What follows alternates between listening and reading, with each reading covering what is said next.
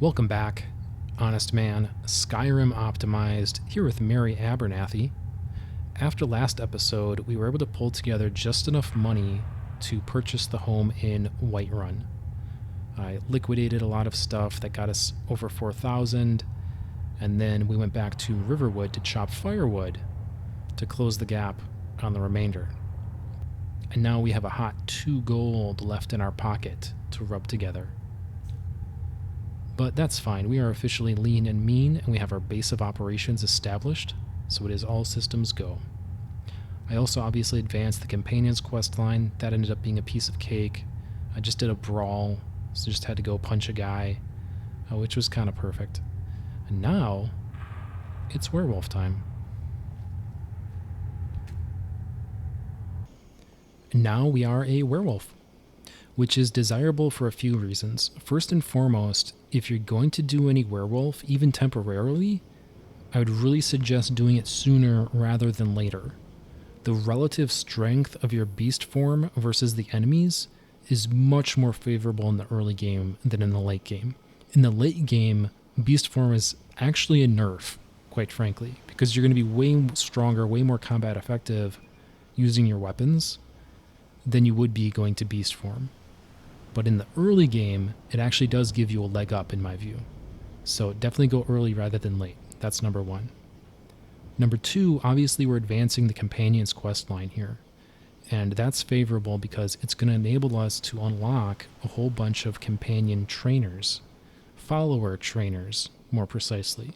So just like with our elf friend in Riverwood, these companions are going to be able to train us functionally for free in a variety of different skills, allowing us to continue to get 5 training levels per character level without skipping a beat. And it's also like highly relevant skills in terms of combat skills. If you're playing a mage, obviously this rubric is all different, but for any sort of hybrid or melee associated build, these companions are going to offer a variety of really nice skills. Primarily one-handed weapons, archery, and blocking, shield. Another benefit is that, as a werewolf, while we are in beast form, we aren't gaining any skill levels in anything. We are only leveling werewolf itself. So that basically puts our character progression on pause, which again is kind of perfect because we're trying to get to a point here where we can access more trainers. So we don't want to be gaining a bunch of character levels in the interim and losing out on opportunities to train. So our character progression is going to go on pause, should be perfect. Last but not least, advancing the Companion's questline to completion unlocks Aela here as a potential marriage candidate. Spoilers, which is favorable for a few reasons, which I'll go into later. But for now, me and her are going to beast it up and kill a bunch of dudes. Jumping ahead to the Glenmoral Witch Coven here, we have a quest to get us a witch head. And there's an optional objective to wipe out all of the witches. This is the tip.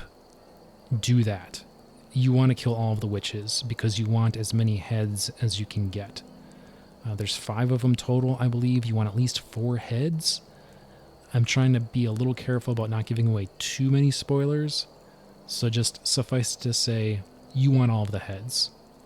Obviously, I'm going through the Companion's quest line very briskly here.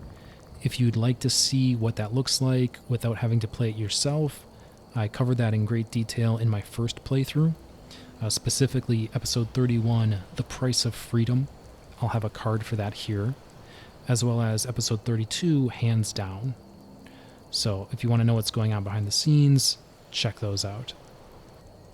I also want to talk about looting for a minute here, and first and foremost is skill books.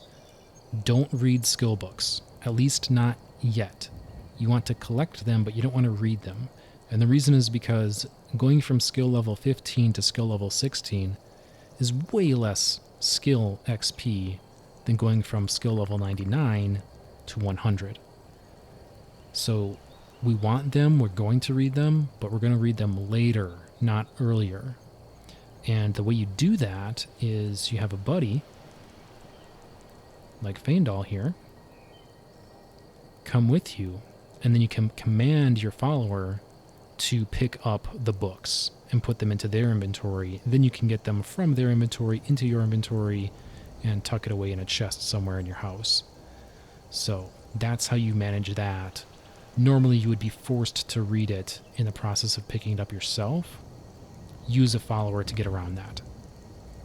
Also, now that we are no longer limited by our personal carrying capacity, which is to say we have a house where we have functionally unlimited storage, what are we looking at for looting?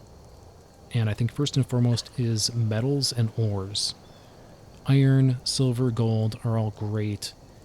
Any metal associated with weapon upgrades, weaponsmithing, that's all good stuff. You want that. For alchemy, the rule of thumb is the more the merrier. But to try to give some specific guidance, and I'll have a cheat sheet with these in the notes, I would say that you want to be on the lookout for Nordic Barnacles, Hanging Moss, Garlic, Giant's Toes, Spriggan Sap, and Hagraven Claws, which is part of the reason I want to mention this now, because we stand to potentially get some Hagraven Claws in this very cave. Those are items that you can't grow, but are very valuable in terms of alchemy, in my view. For things that you can grow, depending on your housing situation, you should have access to some planters somewhere, and you want to plant at least 5 things in my view. And those 5 things are Snowberries, Blisterwort, Glowing Mushroom, Scaly Pholiota, which is also a mushroom, and Deathbell. And all of these ingredients that I just listed go into potions that will enhance enchantment, potions that will enhance blacksmithing, and other just sort of high value potions that will be useful when we are leveling. Speaking of enchantment, soul gems. You want to be on the lookout for every soul gem you can get your hands on. Doesn't matter what rarity it is. You want all the soul gems. And speaking of gems, you want to be on the lookout for actual gems. Emerald, sapphire, diamond, garnets, etc., etc. You want all the gems. So definitely be on the lookout for those. And for all of these components, we're just hoarding them right now. Don't use them. Not yet. Certainly enhance the equipment that you are actively using, but other than that, we're just trying to hoard materials for when we make a dedicated crafting effort. There are some additional steps we can take, some additional items that are going to enhance our returns. So we want to have those pieces in place first, and then we'll push hard into crafting. So hopefully that helps with your preparations. Last but not least, I do want to mention that in this specific situation, which is to say I'm a werewolf, and I'm going to go beast form, and I also have a follower with me, leave him outside. Maybe different followers react differently, but if I go beast form in front of our buddy here, he's going to register as an enemy. He's not going to attack me. He's going to be friendly. But if I try to wait, it won't let me wait because it's going to view him as an enemy, and you can't wait near enemies, which is super problematic because there's no way to get out of beast form other than waiting it out, either manually or through using the wait command. So you can save yourself a whole lot of trouble if you have your companion just wait outside. And you go in, clear the house, eat some hearts, which is what you need to do to get perk points, and then you can wait out the beast form until you revert back. Then you come grab your buddy to help you clean out all the loot. So that's the pro tip there. Now it's time to get to it. I'm going to kill some witches. And now we have officially completed the companion's questline. We were frozen at character level 8. That is still where we are. We did not gain a single skill level during our time as a werewolf. And now we have a whole bunch of buddies here that would love to train us in a variety of skills. Starting with Ms. Stonearm. Friends like you are hard to find, and very valuable to me. Ditto. Follow me. Lead the way. I've got your back. All right, how about some block? I can. It might save your life. There we go.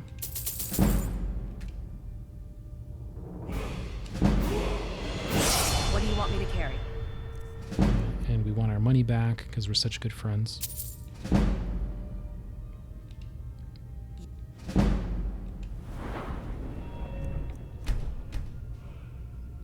And there we go. Beautiful. I actually had way more wiggle room here than I thought. We're not even close to level 10. So I could have leveled up a bunch of this other stuff in the process of going through to this point in the game, and I would have been just fine. But in any case, we're in really good shape. We have our 5 points into block, bringing us into 20. And I'll follow. now... I'm right behind you. I can. It might save your life. 5 more. What do you want me to carry? And we want our money back.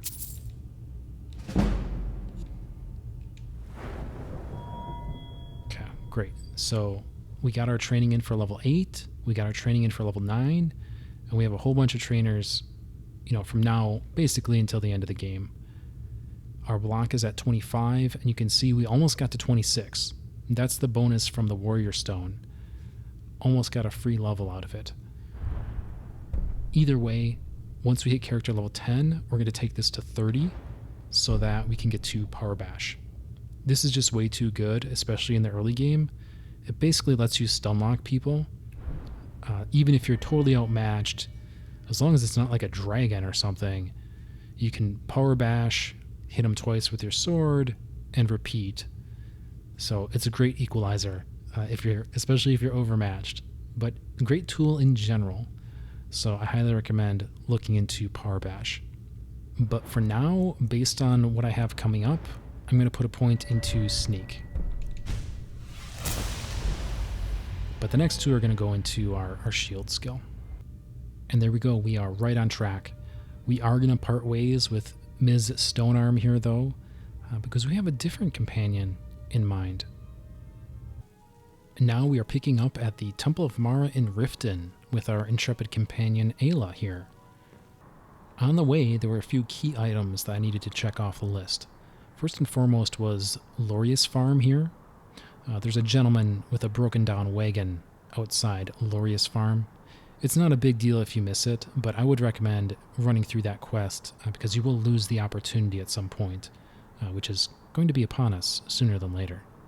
In addition, I made a trip over to Windhelm with the help of the Wagon Master, and there we talked to a young disturbed boy who was conducting the Black Sacrament. Once we got to Riften, there was a whole bunch of things we needed to take care of. First and foremost, we need to talk to Brynjolf to get into the Thieves Guild. So that's an easy one to knock out. And he's going to have us go around town, rough up some people. I don't even think it takes persuasion checks. It's just dialogue choices. And that gets you into the Thieves Guild. So definitely do that. In addition, we got to talk to Miss Dinyabalu here. She gives you the Book of Love quest, which is critical to pick that up because that's going to increase our magic resistance. We also talked to one of the acolytes of Mara here to purchase an amulet of Mara, which, in case you don't know, is basically like the Tinder of Skyrim. It tells people that you are single and looking to mingle.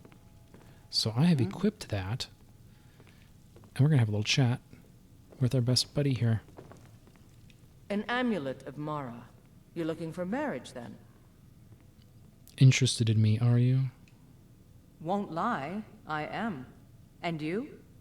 I won't lie, I am. Then it's settled. You and me. There we go. Just like real life. Blessings of Mara upon you. I need a wedding. You wish to be married? It's good to see love blossoming even during these difficult times. Your wedding will be held tomorrow, from dawn until dusk. Don't be late. You don't want to miss your own wedding. Indeed. May you return to her benevolence in safety. Ah, here's the blushing bride now. Let's begin the ceremony. It was Mara that first gave birth to all of creation and pledged to watch over us as her children. It is from her love of us that we first learned to love one another. It is from this love that we learn that a life lived alone is no life at all. We gather here today under Mara's loving gaze to bear witness to the union of two souls in eternal companionship. May they journey forth together in this life and in the next, in prosperity and poverty, and in joy and hardship. Do you agree to be bound together in love, now and forever? I do. Now and forever. Do you agree to be bound together in love, now and forever? I do. Under the authority of Mara, the divine of love, I declare this couple to be wed. I present the two of you with these matching rings, blessed by Mara's divine grace. May they protect each of you in your new life together. Married. It doesn't feel like I thought it would, but I'm happy. Where should we live? You could stay with me. As if they wouldn't have talked about this already. We can live at my house in Whiterun. I'll be waiting for you at home then. Yeah, and you can see we've got Faendal's here for the festivities. Our buddy. Torvar, he's from the Companions. All sorts of people coming out. This guy, who I forget his name because we're so tight, he's from the Companions. He's going to teach us how to do one-handed attacks. All sorts of people came out for the free food. Okay, now that we are officially hitched, two werewolf lesbians storming across Skyrim, I have to do a little housekeeping. First and foremost, Lover's Comfort. This is the bonus that you get for sleeping in an owned or rented bed in the company of your marriage partner. And as you can see, it's 15% faster skill gain for all skills for 8 hours. And this is the number one reason why it's so important for your spouse to be a follower. Because if they're not on the move with you, if they're just sitting tight in Whiterun or something, that's going to limit your options, right? If they're on the move with you, it's very easy to renew this 8-hour bonus no matter where you are. Now, a big caveat to this, and something an astute observer will notice from looking at this list of active effects, is that you can't get this if you're a werewolf. This is considered a resting bonus. Remember, I said you have to sleep in an owned or rented bed. The same way you can't be quote-unquote well-rested as a werewolf, you can't get Lover's Comfort as a werewolf, ironically enough. So in this tragic tale of two werewolves, can't actually get Lover's Comfort from each other, which is why I cured myself of lycanthropy. And it should become apparent how you can cure yourself at the end of the Companion's quest line. It's a good thing you got all those witch heads. So I did do that. I did cure myself. And while I was at it, I went up there with Vilcus as well, and I got him cured right away. And in so doing, you can see we did gain a couple of character levels. Sticking right to the plan, I got block up to 30. When I was character level 10, I did my 5 ranks there. Also invested a point into block. And then for character level 11 here, I did 5 training into one-handed. And as well, I put another perk point into one-handed. But my next one, level 12, is definitely going to go to Power Bash. Last but not least, you may notice that I no longer have the Sunhelm Survival and Needs mod activated. And it's extremely disappointing to me, but the reason is because it's apparently not compatible with the Lover's Comfort bonus, which is baffling to me. But here we are. I had to disable it. It was the only way for me to get the bonus. Otherwise, it completely disincentivizes getting married, which makes no sense as a deliberate decision, so maybe it's a bug? Nevertheless, here we are. So with all that out of the way, what better way for us to celebrate our nuptials than to murder an old lady?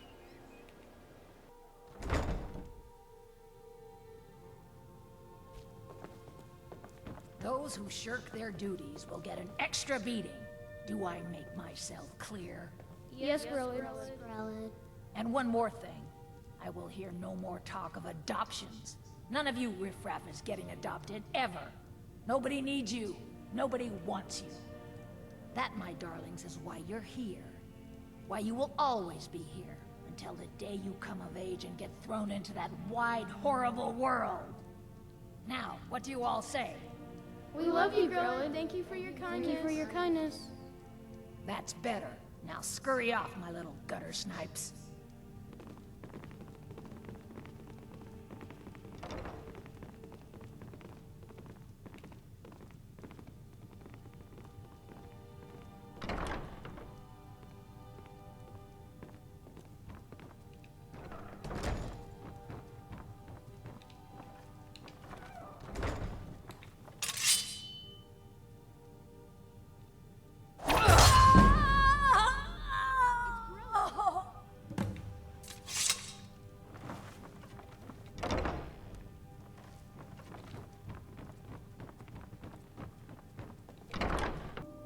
I think that's going to be a wrap. We have to go out on a high note.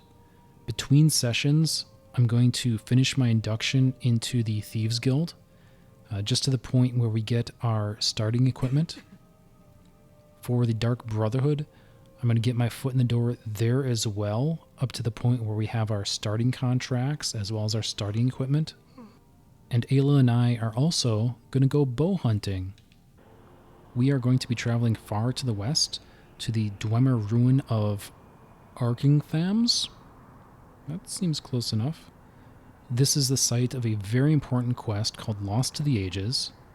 I began this quest during my survival playthrough with Daenerys, but never finished it.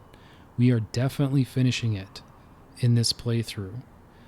For this first section, this first dungeon, if you want to see what that looks like in detail, please go back to my survival playthrough with Daenerys. It's episode 2 entitled Zephyr, because indeed we are going there for the Zephyr bow, but also for the Ethereum shard at the end. In the process of checking those things off of the list, I expect we're going to gain multiple character levels. My game plan for training right now is Archery. Aela can take us all the way to 75. I don't see a good reason not to do that. So character level 12, we're going to get 5 levels in Archery, and just continue pushing Archery. So that's the game plan between sessions. Next time, I'm going to focus on trying to advance that Lost to the Ages quest. Until then, thank you all so much. Please like and subscribe. This has been Honestman. Me, Mary Abernathy, and Aela will see you next time with more Skyrim Optimized.